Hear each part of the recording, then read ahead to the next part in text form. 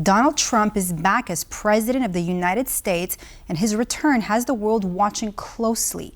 Now, with Europe, NATO, and Ukraine hanging in the balance, what does another Trump term mean for our region, especially for Poland and Ukraine? Now, to help us understand the potential shifts in this U.S. policy, I'm joined by Daniel Fried, former U.S. ambassador to Poland. Mr. Fried, thank you so much for being with us here this evening. Cała przyjemność po mojej stronie. Dobry wieczór. Good evening. So, sir, the really most famous here question. Now, what are your initial thoughts on Trump's victory and the broader implications here for U.S.-Europe relations, particularly concerning NATO? We don't know what Trump will do as president in his second term. That's an unknown. And people who say that they do know for sure aren't telling the truth, either to you or to themselves. The fact is that Trump will put more pressure on Europe to step up with defense spending and to step up and take more responsibility for its own security.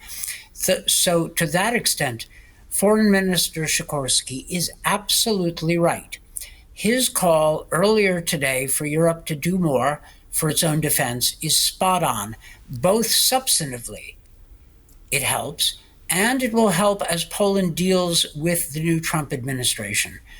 So this is something for Europeans to consider. They may not like Trump, but it doesn't matter. Trump will be the next president. Therefore, they must make the best of it. And one way to do that is to strengthen their capacity for autonomous action. And that includes military capacity so they can defend themselves. Critically important.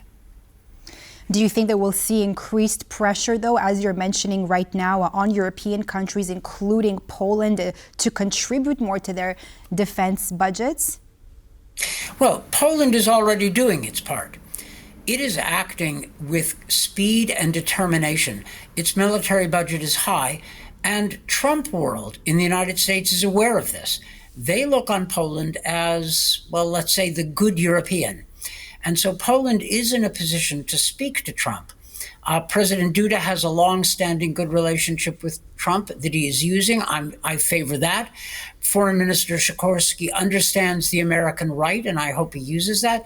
And other Polish leaders, I'm thinking of Mayor Trzaskowski, is very capable when he speaks to Americans. So there is a way that Poland can play an important role. And its message to Trump could be something like, well, we are actually doing a lot to shoulder our share of the defense burden. And here is why helping Ukraine is helping all of us. So I think that would be Poland's message.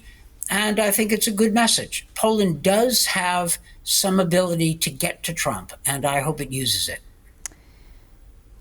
Mr. Former Ambassador, now, do you think that Trump's victory now means that the U.S. will withdraw support from Ukraine?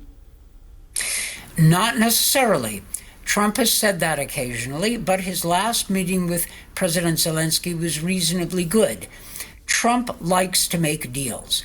He likes to put pressure on the person he's speaking to get a better deal.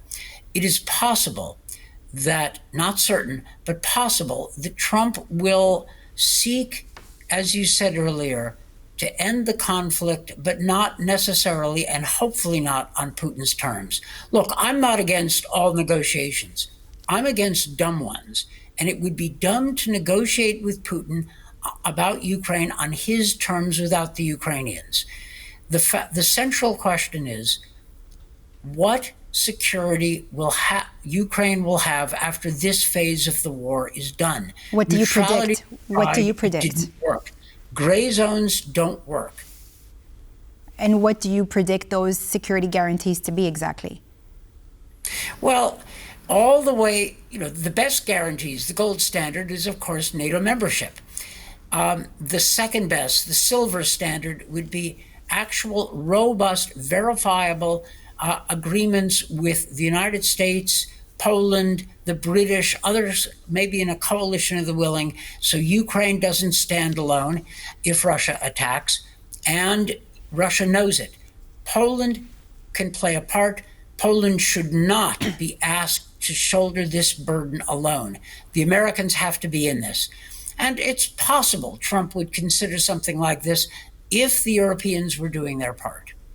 This is speculation on my part. I don't know, but there is a reasonable chance that Trump will not act on his worst rhetoric.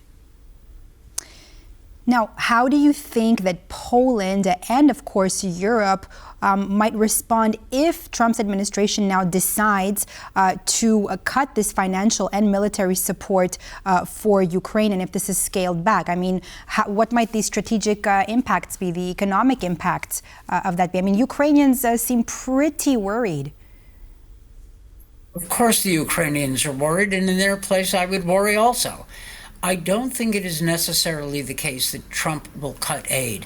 I think his instinct will be to do a deal. And I think the Ukrainians would be well advised to work with him as much as possible. The fact is, though, that Europe has to be ready to do more for its own defense. This would be the case if Harris were elected president.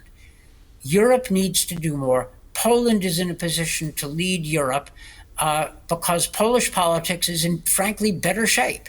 There's a consensus in Poland about standing up to Putin's aggression, and a consensus about helping Ukraine, and a consensus on stronger national defense. So I think Poland is in a good place to play a leadership role in Europe, working with other powers, of course, like the British, the Finns, Swedes, and hopefully the Germans, the French.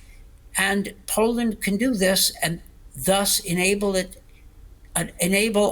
the stronger powers of Europe, the more determined powers of Europe, to work with Trump in a constructive way. What do you think that Trump's administration is going to look like in his second term in office this time around? Is it going to differ from his first? Well, first, I don't know. I'm not in inner Trump world. We'll see by the people he appoints. There is in the American media an idea circulating that there are no people in the Trump camp now who believe in NATO or the free world or transatlantic security, and that happily is not true. There are people who believe in it. There are others who are more skeptical. And you better believe that within Trump world there will be differences and an intense internal discussion. And Europeans, including Poles, are not without the ability to affect that debate. And the way they can affect it is by offering to do more for their own defense as part of a deal with the United States. You, America, stay in Europe, work with us, and we Europeans will step up. That's a deal that Trump might respond to. Well, he sure is a businessman. We'll definitely see how that will unfold. Thank you so much, Mr. Daniel Fried, former U.S. ambassador to Poland, for being with us here on TVP World on World News Tonight on this historic day. Thank you.